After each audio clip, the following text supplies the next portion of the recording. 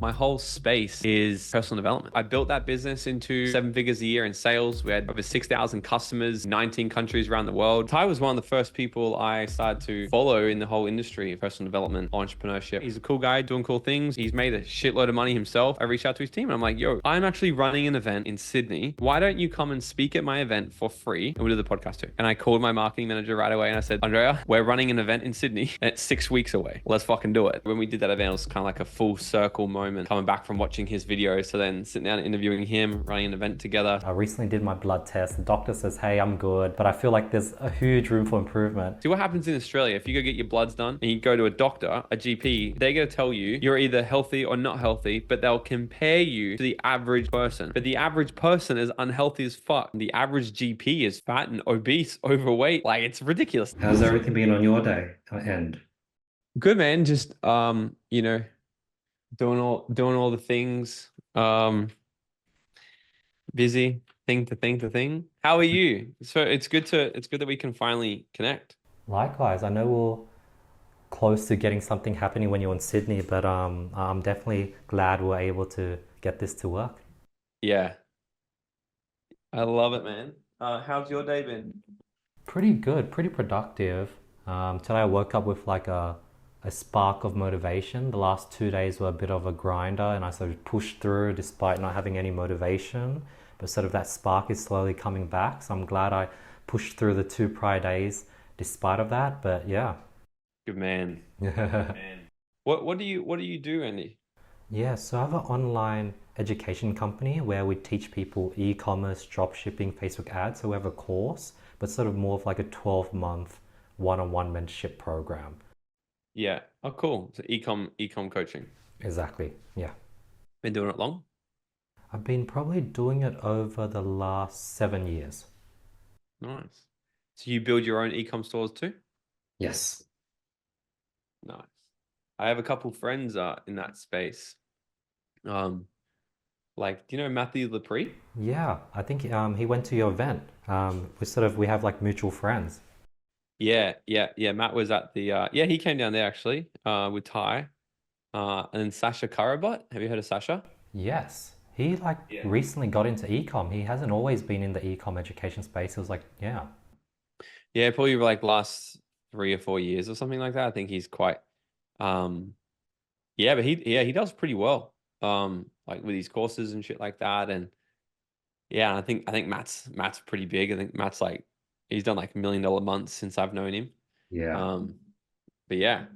They're like crushing it. They do like so well and like they figured out like the whole cold traffic, appointment setting, like hiring salespeople. Like they've really cracked it. I'm like far from that. I'm still trying to figure it out and then, just slowly getting there, I guess. I love it, man. Are you doing VSL funnels or how are you selling it?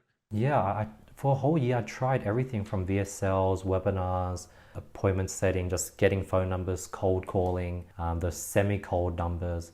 But right now we do sort of DM. We sort of build relationships and we ask questions over a period of 3 to 7 months. And usually if we spend that much time, they're more than happy to jump on a call and the close rate's pretty high, high shop rates. And yeah, that's sort of the process I've built out over the last 16 months, and that's sort of what we're slowly building. We're just sort of giving value, building relationships with every single lead and customer, following up, checking in, asking questions, putting everything on a CRM so that we can give them customized book recommendations based on their answers.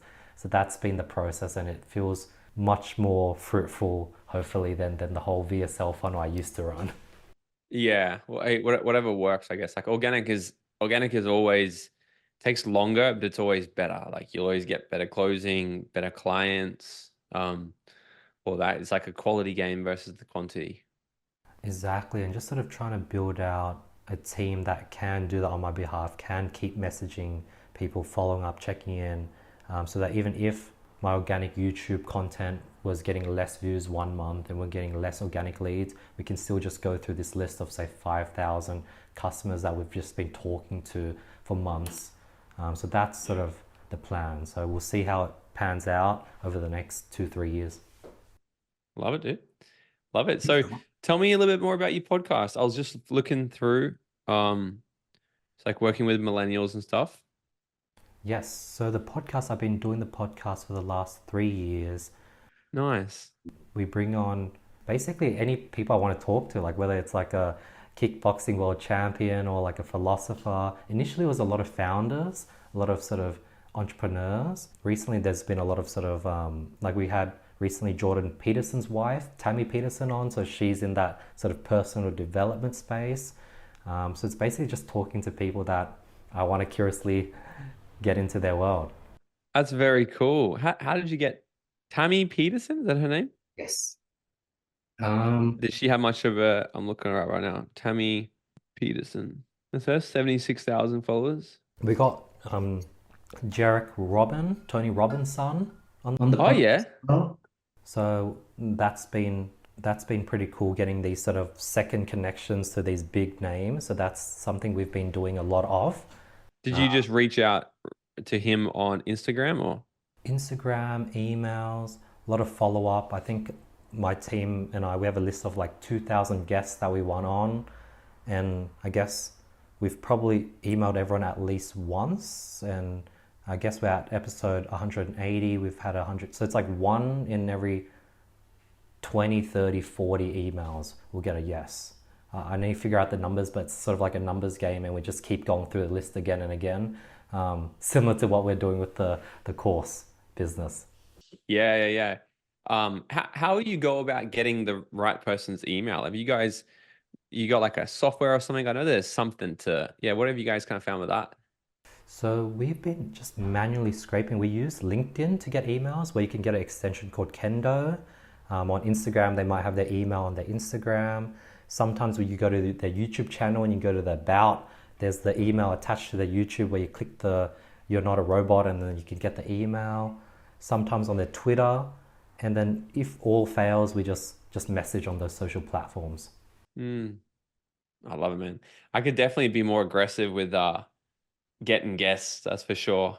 We haven't really like they're all kind of rolling. Like it's sort of like all the people I want to get, I kind of just get. But there's definitely like bigger people. You know, my friend, Chris Williamson, the Modern Wisdom podcast. Yes.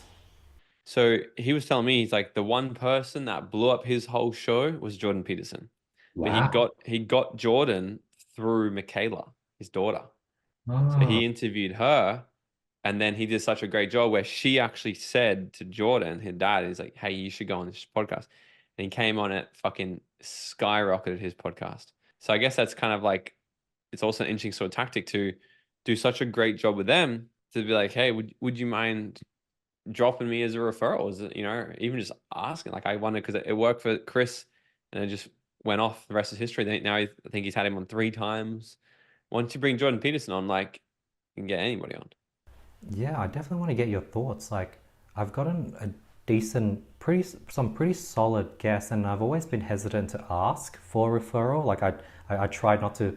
I felt like the ask of getting them onto the show was a big enough ask, and I don't really follow up with any other ask. But a lot of these people have mutual friends, whether it's like we've had two people that closely work with Gary Vee at Vayner. But I'm like hesitant to be like, hey, could you refer and see if Gary would want to come on the podcast for episode 200. That's something I've been thinking about, but something about not asking unless it's a dire need. But then maybe I'm just shooting myself in the foot and like just slowing, like purposely slowing down the podcast. I don't know what that inner battle is.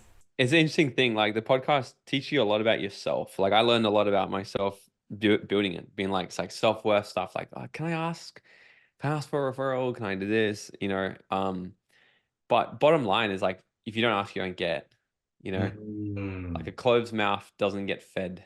So you just got to do it. And it's funny, like with the Americans as well, they probably prefer someone who's hungry. Like it's interesting. Like you kind of got to find that limit of being annoying almost, Mm. without being annoying.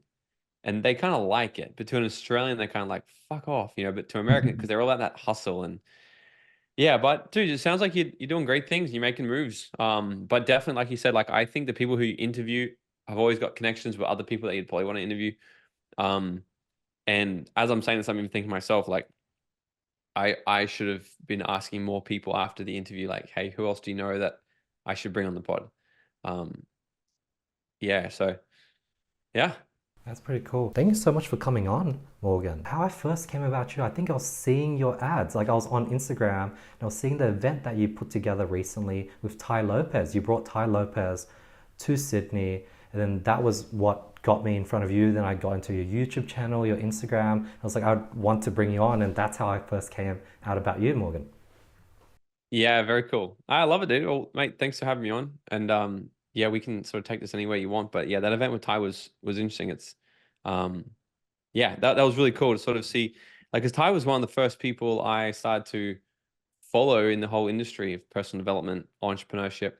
So when we did that event, it was kind of like a full circle moment coming back from watching his videos. So then sitting down and interviewing him, running an event together. So yeah, it's pretty cool stuff.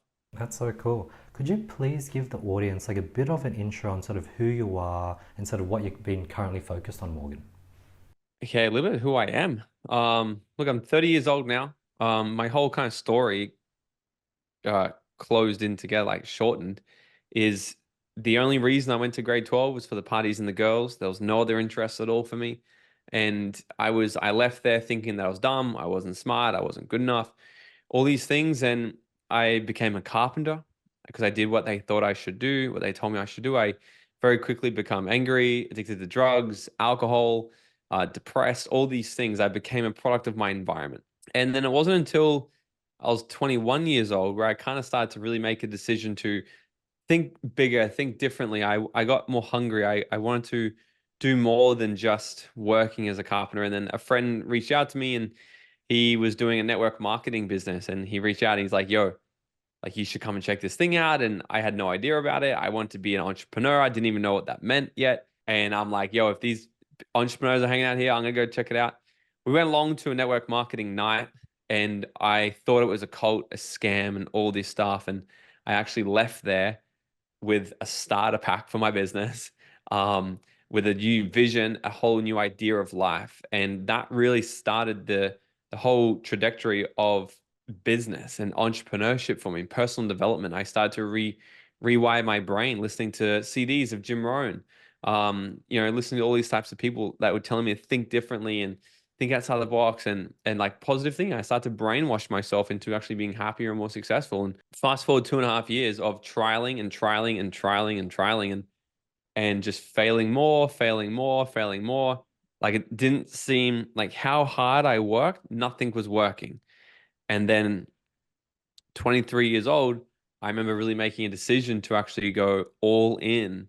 Like there was like a pivotal moment where I was kind of still just, I was just flirting still. And I made a full decision to go all the way in. And within 6 months, I quit my job. I was financially free. I moved to Mexico and not financially free, like had money. I had more money residually coming in through my passive income in my business than I needed to live on. At 23 years old, I can not work another day for the rest of my life at that point. And we moved to Mexico. And I just started to think, I'm like, how on earth did I do this? How did I go from this absolute mess at 21 to this now at 23? And I got obsessed on personal development, business, mindset, all these things. And that sort of started a huge path for me of speaking and teaching and training the masses on how they can do it as well. We fast forward, I built that business into, we're doing over 7 figures a year in sales. We had over 6,000 customers in 19 countries around the world. And then when COVID happened, it made everything stop. And I had a second to kind of just think about like, what do I really want again? I think a lot of people do that in COVID, just stopped and they were like, what do I really want? And I really woke up to the fact that my next path was to start my podcast and start actually teaching all these things that I was teaching, but to the whole world versus just inside of my old business. And that really marks the pivotal point of really starting everything that I do now. And we've now grown. We've got one of the fastest growing personal development companies in Australia where we run gangster seminars, helping people really design their dream life, break through all their fears, limitations, doubts, rewire their unconscious mind, step into true leadership, gain control of their wealth, their life. That's kind of my main thing right now, amongst many other things. Like we've got a bunch of companies, but the main thing I'm really focusing on is teaching people all the things that I learned on how I was able to create my life, my dream life by 23 and giving it to them in a single weekend. So yeah, that's the main thing of who I am and what we're doing now. That's amazing. When you sort of turned 23 and you went all in. What was that business that allowed you to move to Mexico and have passive income and basically succeed how much you were using each month, and you could just do that forever? Yeah, it was a network marketing business called Isagenix. Yeah. So if anyone's familiar with network marketing, multi-level marketing, a lot of people kind of have different stigmas or ideas about it. But like when I was in the beginning, I'm not affiliated to any company anymore though. But in the beginning, when I was just a carpenter and I had no idea about business, marketing, sales, social media, leadership, I had no idea. This was like a breeding ground for entrepreneurs. And if you look at some of the most successful entrepreneurs in the world have been affiliated with direct sales of some sort, you know? So yeah, that was the first company I kind of started to build. I really got my apprenticeship in entrepreneurship through that company for sure. Got it. So you got into that when you were 23. When did you start transitioning into education, coaching, and teaching? I was doing a lot of it already. I was Mm. doing a lot of it already, like, but to my team. Okay, so because to keep growing our business, it was all about sort of enrolling more people and showing them the vision of what's possible. And then I would be teaching them everything on how I did it and how they can do it as well. So, I got sent all around the world. I was speaking on crowds of up to 6,000 people at a time. That was the biggest stage I've ever spoken on, interviewed by billionaires, spoke on stage with Darren Hardy, the founder of Success Magazine. So I was already kind of teaching these things, but it wasn't until I started my podcast. I remember thinking I was sitting in New York City actually in on a New Year's one night, and I was thinking I'm like I should start my podcast. And the imposter syndrome came over me and said, "It's funny how like the imposter syndrome will always transform. It'll always change. It'll evolve. It wasn't saying things to me anymore like you can't do that. No one's gonna listen to you. It wasn't saying things like that. It was like, if you do this, Morgan, it's gonna be really good, and people will listen." I'm like, "Yes, but are you sure you have the bandwidth for that right now?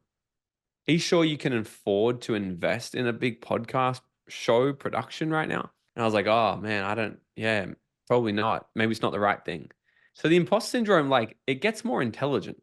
The better you become at getting over it and mastering it, it levels up. It graduates from saying little petty things like, "You're not good enough, no one's gonna listen." It graduates from that and it convinces you on on a bigger level, like it did with me. Like, "Oh, hey, you can do that, but are you sure you have the bandwidth?"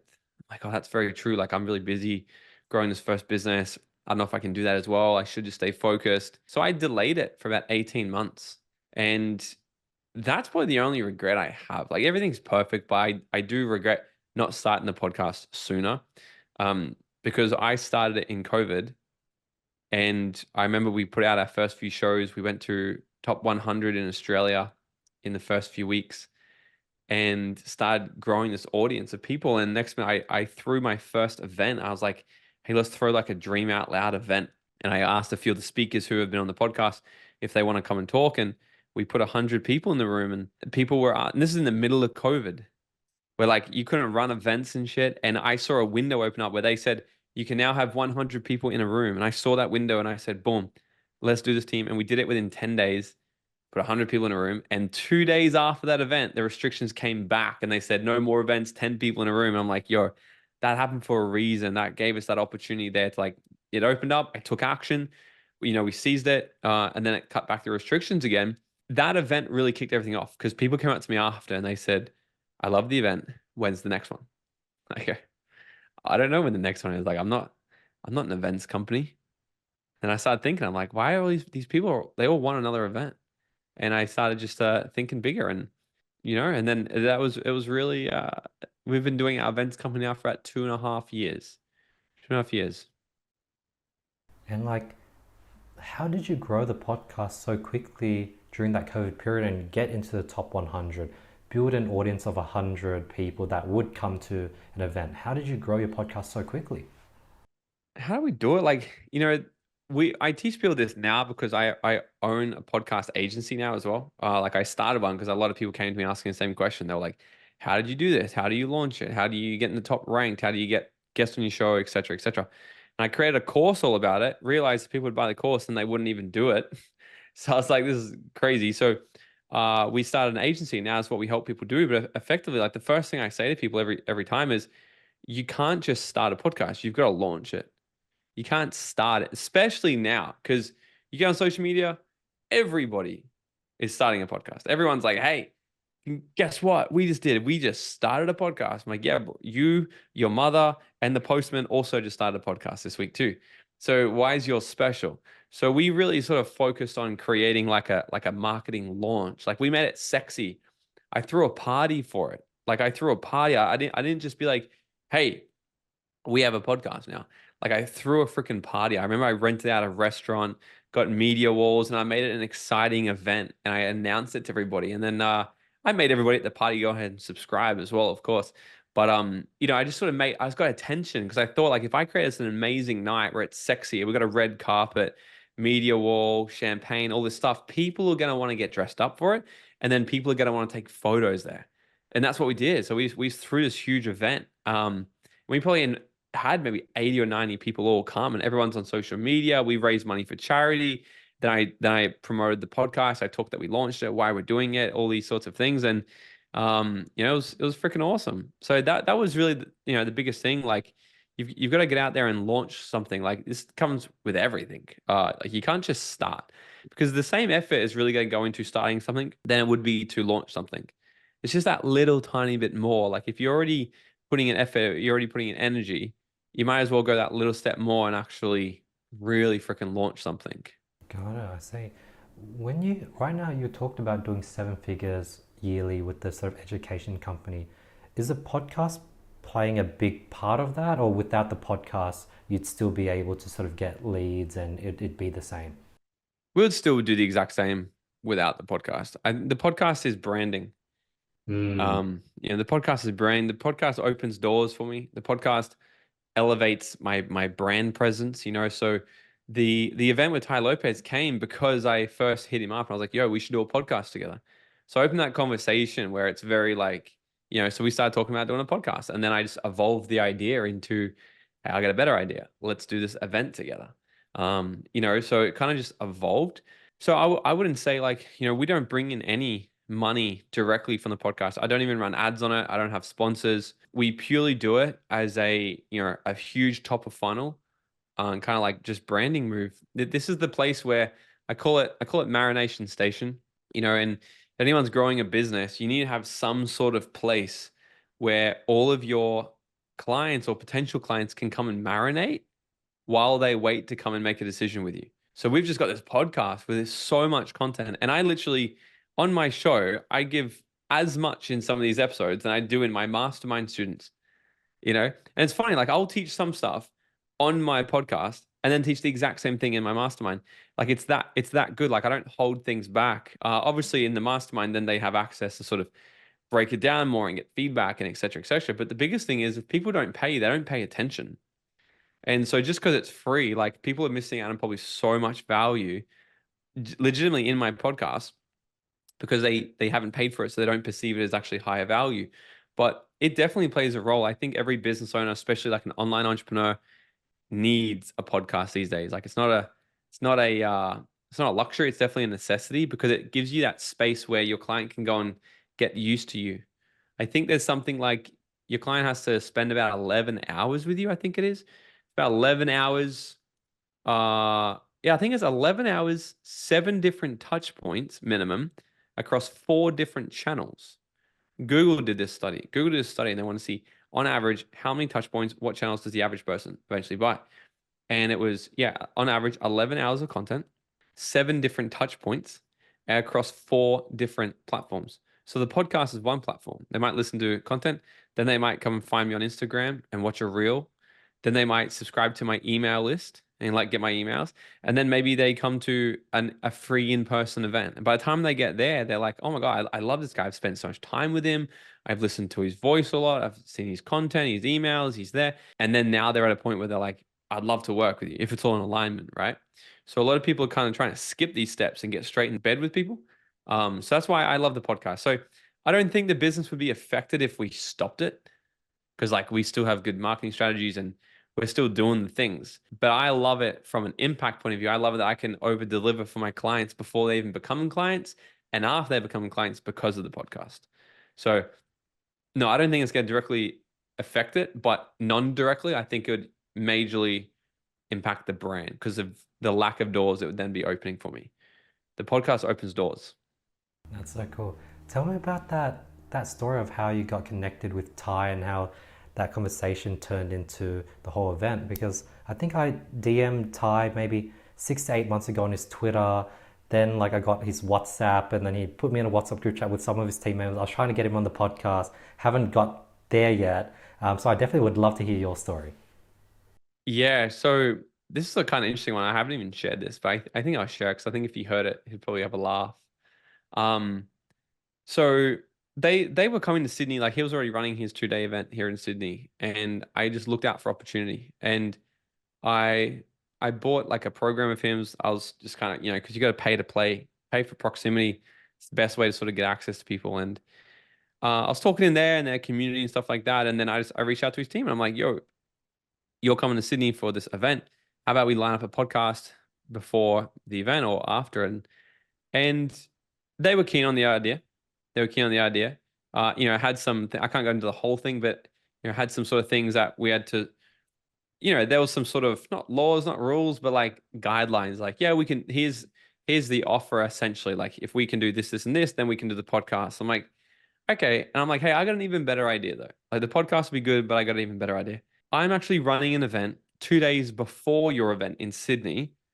Why don't you come and speak at my event for free? I'm like, I'll just give you the space for free and you can promote your event and everything you're doing here. And I don't even want anything from it. Why don't you come and do that?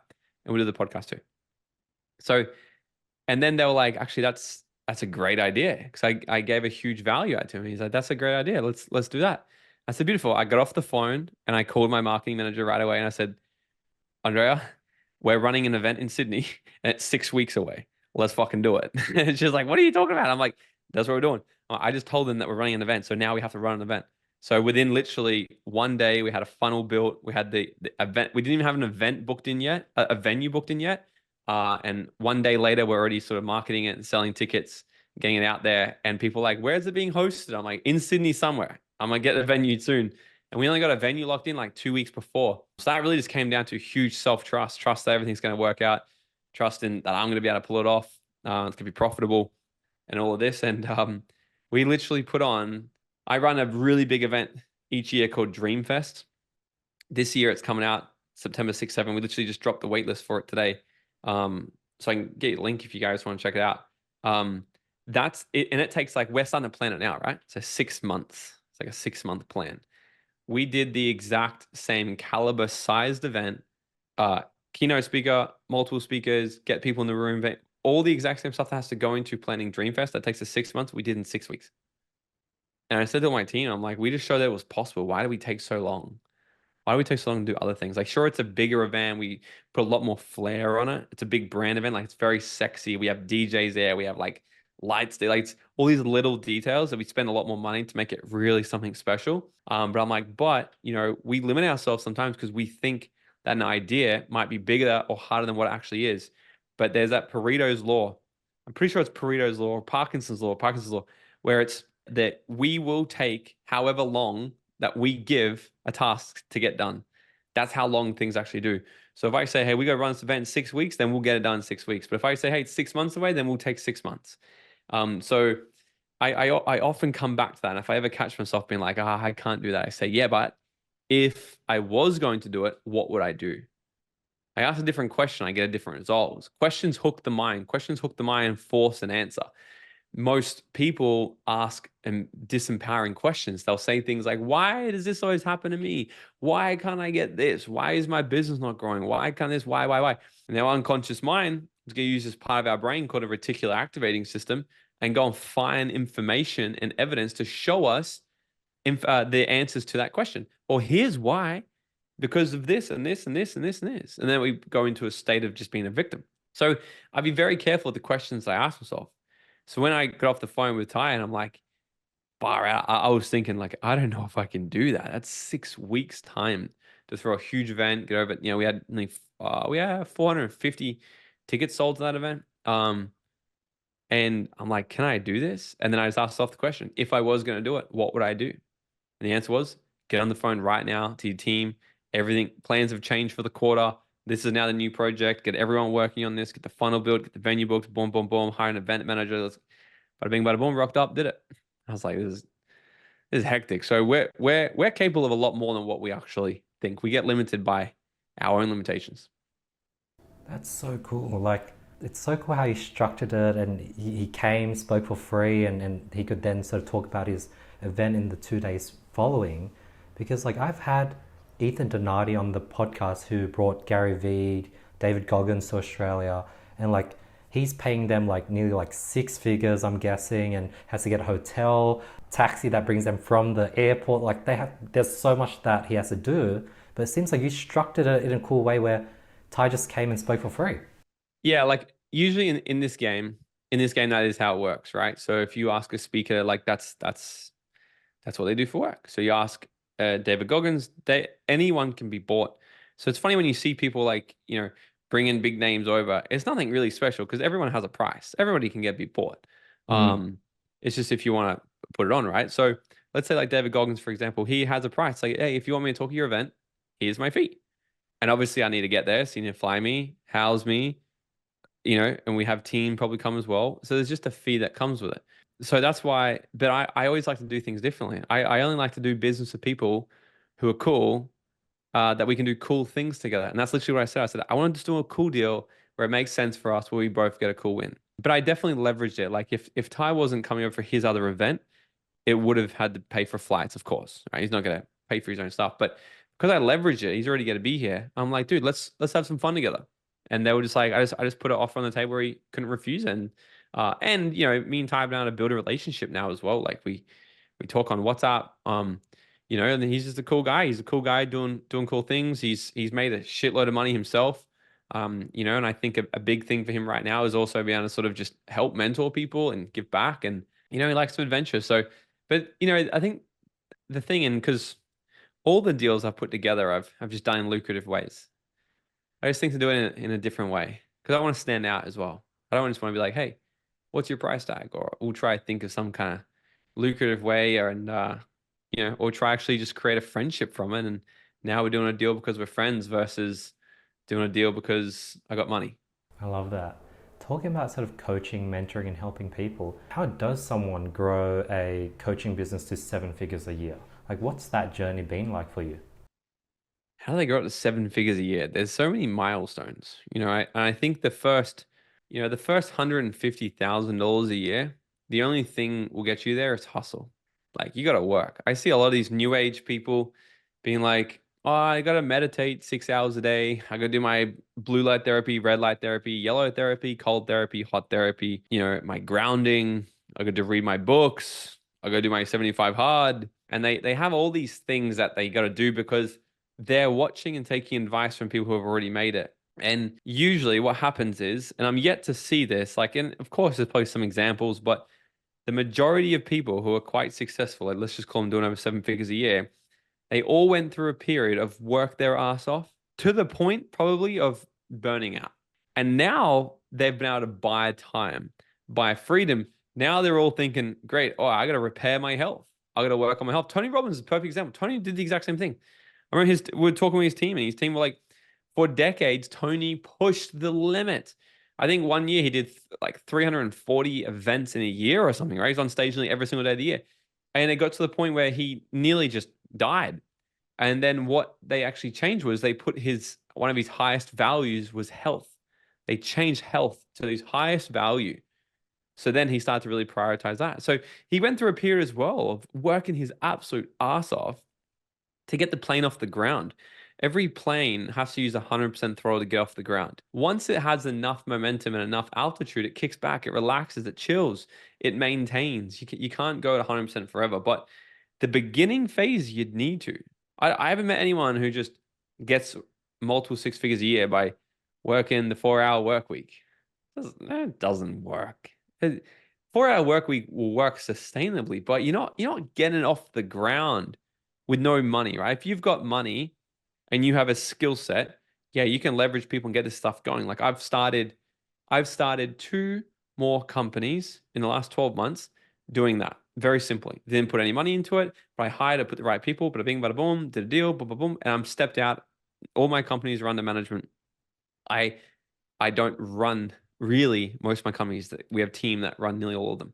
So, the first 150K is always going to be the hardest as well, because it's about forming new habits. It's about forming new behaviors. It's about doing things differently. It's learning that no one is going to check up on you to see if you've done your job. When people have a job, they have that. If they don't rock up to work, they get in trouble. Like, hey, yo, Bob, where were you yesterday, right? They get the phone call. If you're not performing, you get the meeting. But when you start to work for yourself, no one's coming to do that. So you got to develop the skill set and the discipline to actually get up and do the things every single day. So the first 150K, I just tell people, like, you actually need to work your ass off. You need to make up for in effort what you lack in skill. Okay, because there's no skill yet. The next sort of block is, 150 all the way up to probably about 600K a year is about people management, upskilling, sort of scaling and hiring in the right people who can do the job better than you, hiring in these people, expanding. Okay, because I was having breakfast this morning with a friend, and she goes, "Who does all your social media?" I'm like, "All of my team. We have like all of my media agency. Actually, we have like one, two, have about six or so people that work on just my social media. Like that's how we pump out 300 to 400 pieces of content a month. I don't do that. But I do things like this. I'll do stage, it gets filmed, and do podcasts, it gets filmed. Then they do it because I've gone through the period of training people up and putting them in so we can scale to the next level. And then 600,000 and higher is I'm quite convinced, at least from where I am right now, like we haven't, I've heard that between 1 mil and 3 mil is a tricky part in your business. But up to about a mil. So after 600K, it's about leadership development. It's developing leaders in the company then. So it's not just putting employees in, but it's about, there's three levels of business. The first level is you're the technician. You're the one doing all the work. You're doing the things, you're printing the labels, you're doing the admin, you're doing the marketing, the sales, the delivery, you're doing all these things. You guys step into level two, which is management, where you hire technicians, you hire the workers, and you start to manage performance. You do all these types of things. And then after 600K is the third step where you step into like the entrepreneur. The third level is the entrepreneur, where you work on the business, you steer the vision of the company, and you have managers in place that manage the production of the team. You manage the things that are happening. So it's all about progressing through these levels one at a time properly without kind of trying to die in the process. But every single company is very different as well. Every business is very different. Like if I was talking to someone wanting to grow a cafe to 7 figures a year, it's a very different strategy to somebody wanting to grow an online course business to 7 figures a year. Every business can be very different. Every business can have different profit margins. But what I would say is before you set the goal to scale to 7 figures a year, ask yourself why. Most people are growing a business to 7 figures a year and they don't know why. And I've met someone in my room. He comes up to me and goes, "Dude, I just want to tell you, like I'm really excited. We're selling our 3-day event. We just really cool event." He's like, "I'm really excited to come along to your event. I really need to sort of reinvent myself. Last year was a big year." I said, "What'd you do?" He said, "Well, we did 750 grand." I said, "That's amazing." He goes, "Yeah, I know, it sucked though. Like I burned out. Like I actually put myself in hospital." I'm like, "That's not so good. Why?" He goes, "Well, the goal was $1 million. We want to hit $1 million, and I burned myself out doing it." I'm like, "Okay, why do you want to hit $1 million?" And he looked at me like puzzled. He's like, "Well, uh, just because I wanted to hit 1 million." I said, "Why though?" And he couldn't tell me. I said, "Let me guess. Tell me if I'm right. You want to hit $1 million because that's what you feel you need to hit as an entrepreneur. Otherwise, you're not worthy." And he's like, "Well, yeah, I didn't really think about it." Because social media tells you 7 figure entrepreneur, make $1 million, be a millionaire. But like, what if your dream is to make $500,000 a year, have 200K of overheads, and profit 300K, but have freedom? Like that's still pretty good. Like 300K, you're looking at like 6K a week profit. Like you're living a pretty good life still. Like you're traveling, you're eating at nice restaurants, you have a nice place, you probably have a nice car. You're not flying private, but for a lot of people, like that's pretty amazing. And every single time I take people through this exercise of discovering their dream life and how much their dream life actually costs them, nearly every single time they completely overestimate what they actually think They overestimate what they actually need to earn. A lot of people are like, I want to make 10 million a year, I want to make 1 million. And then they figure out, well, my dream life only cost me 600 grand a year. Shit. Wow. Because I tell you what, the effort from growing a company from 600K to 1 million is a lot. And a lot of people put in effort when they don't need to because they're following what social media, what society says that they should do. Well, it's like the seven-figure worthy scale of entrepreneur. If you're not doing seven figures, you're not worthy. It's like, so I kind of learned that lesson early on. I was living on the beach in Mexico. I had a passive income of about $1,200 a week, but I only needed $500 to live.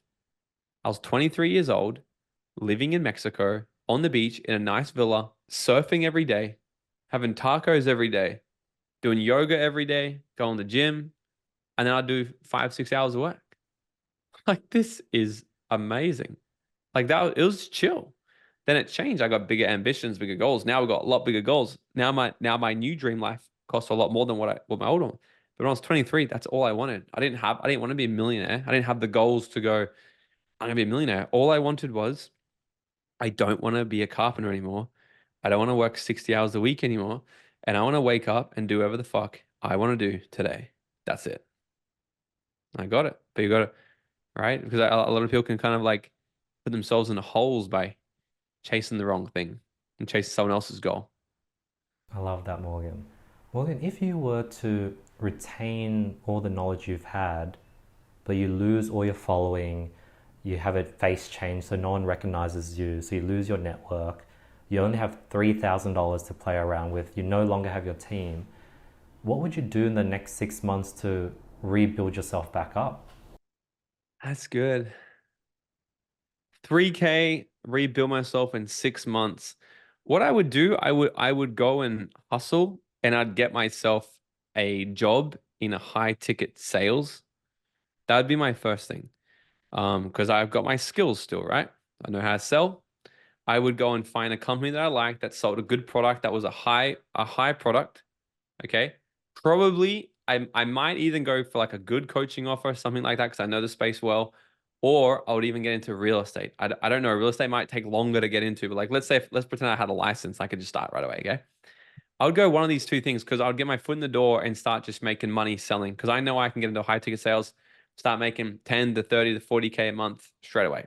So Mm. I would do that first. And then with the intention to actually pitch the owner of coming in as sort of a consultant. I'd want to come in and be like, hey, I can sort of actually consult here with leadership development, skill training, sales, marketing, branding.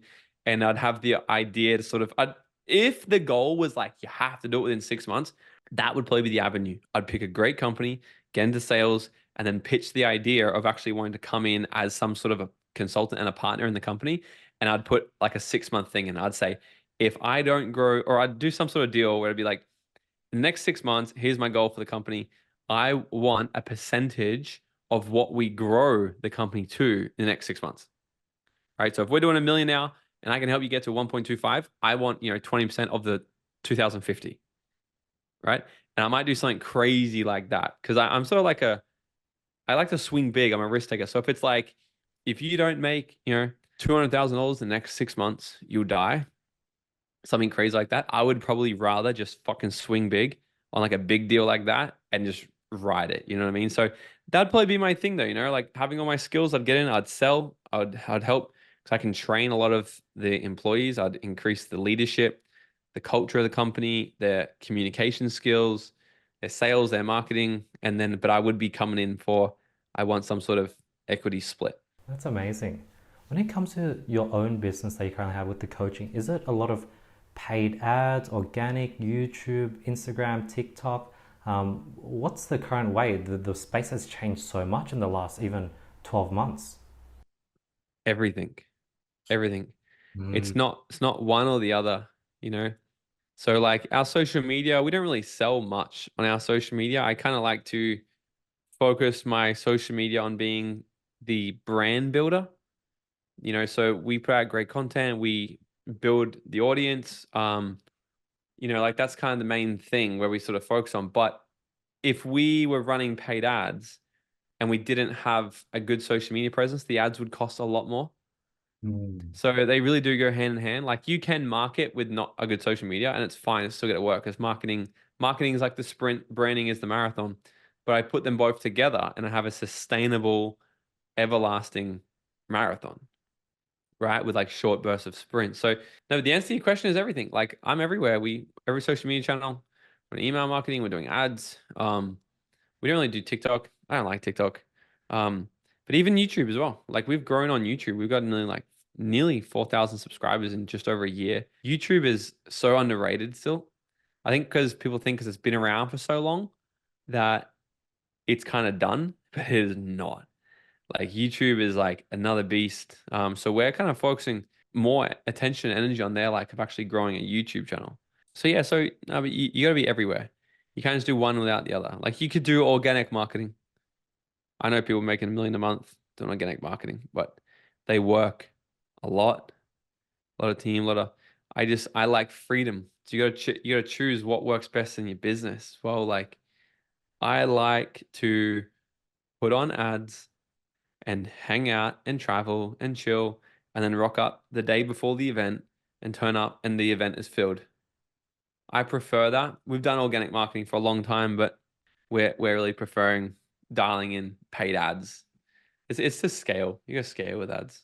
Tell me about sort of the events business. So you put together these events, a lot of people show up, you sort of do a speech. How do you go about fulfillment? Like, how do you sort of set up in a way where fulfillment doesn't take too much of your time, where you can go to some island, go to Bali and kick it after this big event and still have fulfillment happening in the background? Well, it depends on what we sell, right? Mm. Like, so usually so I have a mastermind. So our mastermind, people pay 25K, come join for the entire year. And that my goal is just to get people into that because that's what I spend most time doing. I talk to these people every single day. They message me, they post feedback, we're sharing wins, we have online content, all these things. We do monthly calls with each other. So it's high touch, but at the same time, not much deliverables from us. Mm. Because how I really deliver is just more events.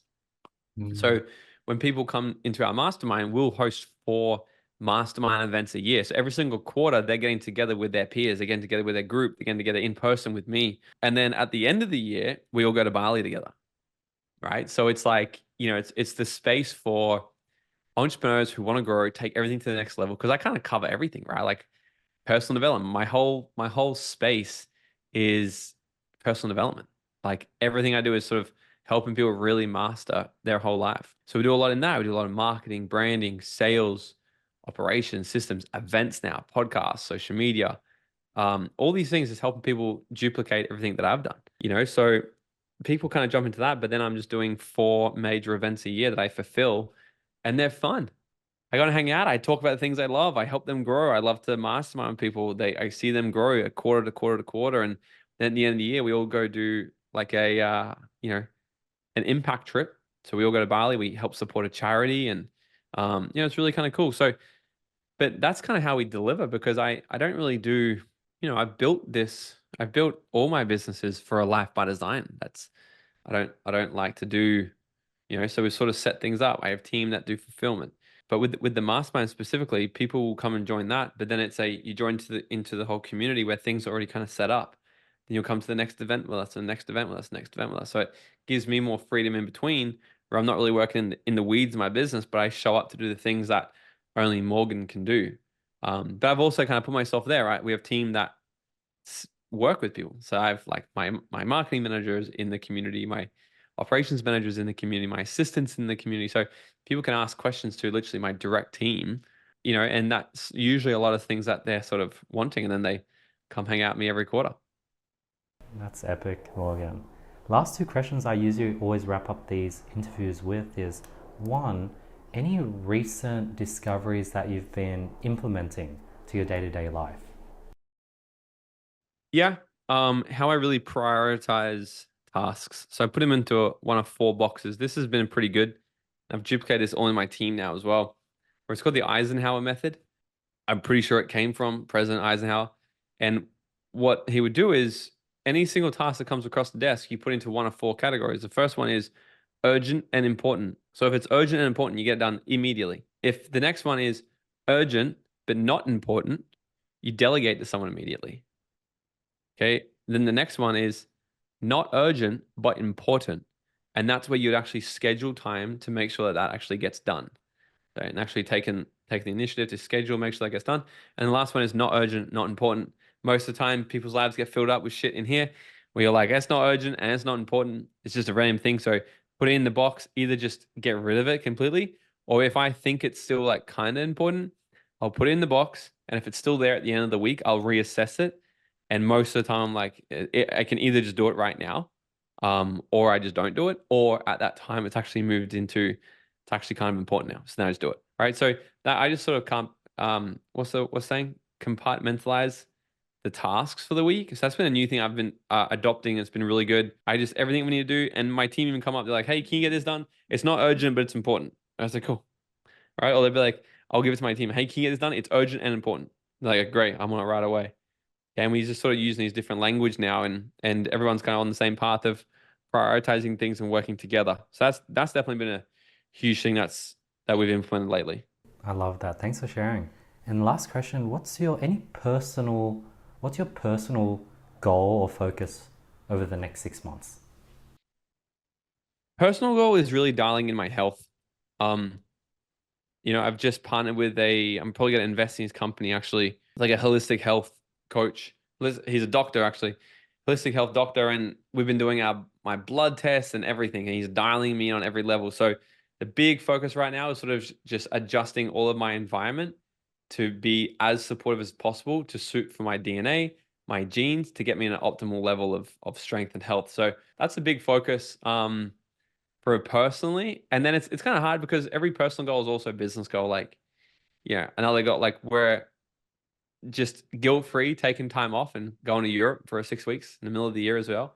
So that would be a cool thing just to kind of get the health in, stay healthy while we're away. Was getting an Airbnb in Spain for a month and hanging out. Yes, that's the main thing. But the health is the most important, I think, for right now, because if this goes really well, we're going to invest in the company and we'll be able to bring this doctor to the world to help other people dial in their health and dial in their DNA, like see what their DNA tells them about what they should be eating, what they should have in their environment, how they should work, how they should sleep, all these things, and helping other entrepreneurs just get absolutely optimized. That's super cool. I remember hearing Gary Brecker, I don't know if you're from 10x Health, talk about the whole methylation DNA test. Is that something you've done? That's something I'm looking into. And then are you supplementing for any deficiencies in your DNA? Well, so my understanding is this. So that's what I've been talking with Dan about. I'm like, should we do my DNA? He's like, we don't need to do it yet because here's the thing: most people don't even do the fundamentals. Mm. So the DNA is like it's sexy and it's new. So people are like, oh, my DNA test. But most people don't even do the fundamentals, which is good sleep, good supplements, good movement, good morning routines, these types of things. So he will do your bloods first. He'll do your blood test first, and then we'll really be able to see any deficiencies happening blood-wise. And what he does is he's not just going to compare it to see what happens in Australia. If you go get your bloods done and you go to a doctor, a GP, they're going to tell you you're either healthy or not healthy, but they'll compare you to the average person. But the average person is unhealthy as fuck. The average person goes and drinks every weekend, eats fast food every day, doesn't go to a gym. That's the average person, doesn't even go to a gym. Like, so they compare you to that average person in Australia. So, like, if I get my bloods done, which I have, the doctor goes, "No, you're healthy." And I said, "That's weird because I don't feel healthy." But Dan will compare you to an elite athlete. Say, "Whoa, an elite athlete, you're unhealthy as fuck compared to that person." If you compare your DNA, your bloods to like, I want to say David Goggins, but I reckon he's pretty healthy, but I think his body's stressed out bad. But if you compare it to Gary Brecker, it would be like, dude, you're nowhere near as healthy as Gary, okay? So we start with the bloods because that is where you're gonna actually get the fundamentals down path. So what he says is the environment. So the DNA is not that important yet because the environment, what does he say? Your DNA loads the gun. Your DNA loads the gun, but your environment will pull the trigger. Okay, so the DNA loads the gun, your environment will pull the trigger. So part of the first phase of working together is doing the bloods and then figuring out what's happening around us that's might be screwing us up. Sleep, not getting sunlight, bad workouts, bad food, all these types of things. So the environment around us, we start to dial that in. So, but then what we're going to do is we're going to go look into the DNA and dial in the DNA because it's really like that last little section. We don't really need to look into the DNA, at least from my understanding, from what I've learned, is you don't really need to look at that unless you think you have like autoimmune disease, things like this. But for the average person, start with bloods, get the fundamentals down right, and then we can start. That's what we're doing with me, dialing me in properly over the next 3 to 6 months based off bloods and then DNA and just optimizing everything. Interesting. So let's say like a random person listening to this like me, I recently did my blood test. The doctor says, hey, I'm good, but I feel like there's a huge room for improvement. What can I do with the blood results I have sitting on my table?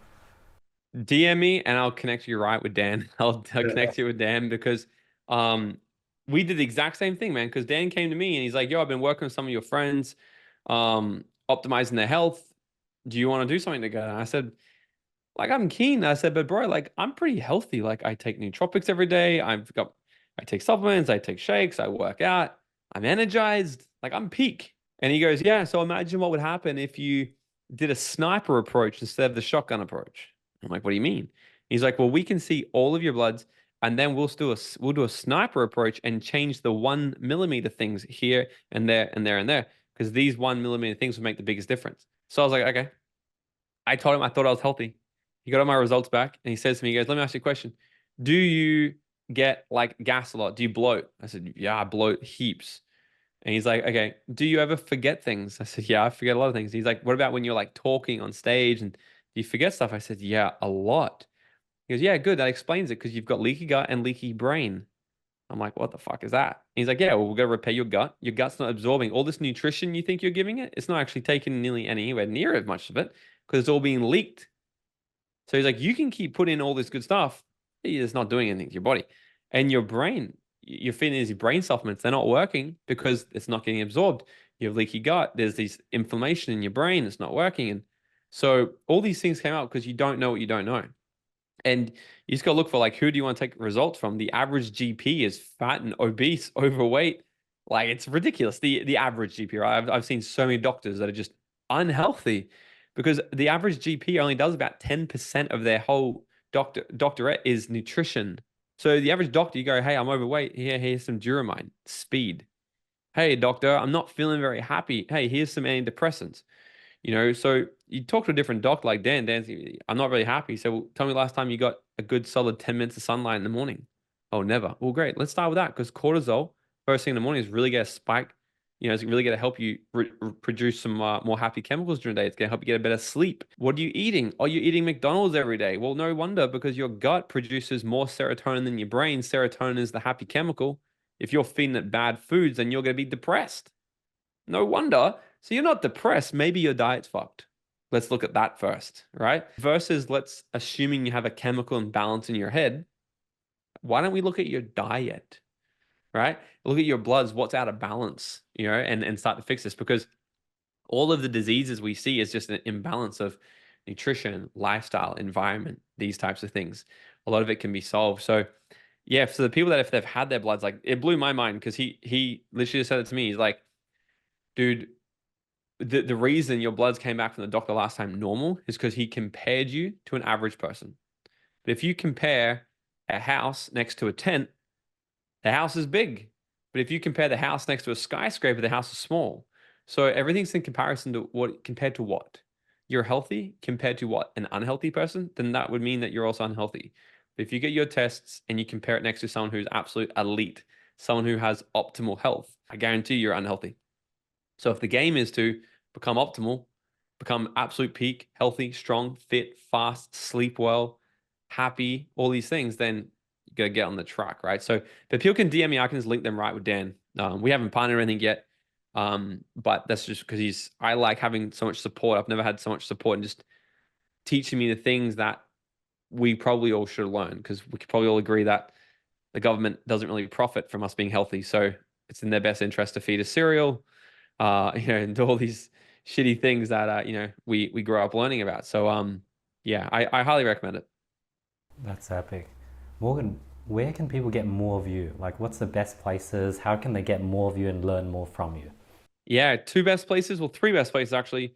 My YouTube and my Instagram, Morgan T Nelson. So YouTube, we put all the podcasts out on there. I'm focused on doing a lot of videos on there. So you can get, if you like videos, you can go on YouTube. My Instagram, Morgan T Nelson. I respond to everything on there. Or my podcast called Dream Out Loud. You know, get amongst that. What we've also got, if you guys want, I can get my team to send you over two things. I can give you guys a free gift. So I've actually got this productivity planner. I built this productivity plan. I've got here, it's underneath all this shit. Years ago. I was like, how do I get all this craziness out of my head and be productive per day? And I created this plan that I followed. Then I made $1 million by 28, traveled the world, have multiple companies, all this stuff, and I have a lot of free time still. And my team were like, how do you plan your day? So I started teaching them, and they're like, this is really good. Can we put this into like a PDF? I was like, sure. So we put it into like a 1-page productivity planner, and we just give it away for free. So I can give you the link, and they can just hit the link. They can get this planner for free. It's super cool. I use it every single day. And then we can get the other link for Dreamfest if they want. You can jump on the waitlist. 2-day entrepreneur festival. It's gonna be sick. It's gonna be super cool. Line up of heaps of speakers, DJs, networking. It's gonna be amazing. So they're definitely the best places. So yeah. That's epic. I'll link both of those and everything you just shared in the description show notes. But yeah, thank you so much for your time today, Morgan. I love this conversation. You're so down to earth, so humble. You're also like really real and raw. There isn't like any exaggeration. You're just sort of talking like, yeah, I love your energy and this conversation. I think a lot of people would be able to relate to you. I think that's also another great word. You're really relatable in a really good sense. Awesome. I really appreciate it, Andy. Thanks for having me on, my man. Thank you so much, guys. If you guys made it this far, please let me know your thoughts. Hopefully you guys got value from this episode. I'll see you guys next week on another episode of the podcast. Peace.